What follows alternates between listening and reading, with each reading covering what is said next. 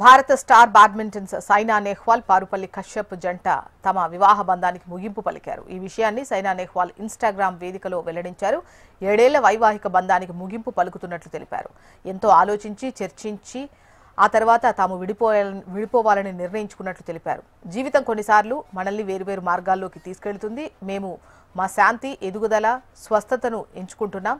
కశ్యప్తో నాకు ఎన్నో తీపి గుర్తులు ఉన్నాయి. ఇకపై మిత్రులుగా ఉంటాం. మా నిర్ణయాన్ని అందరూ స్వాగతిస్తారని, మా గోప్యతను గౌరవిస్తారని ఆశిస్తున్నామని సోషల్ మీడియా వేదికలో అభిమానులతో పంచుకున్నారు.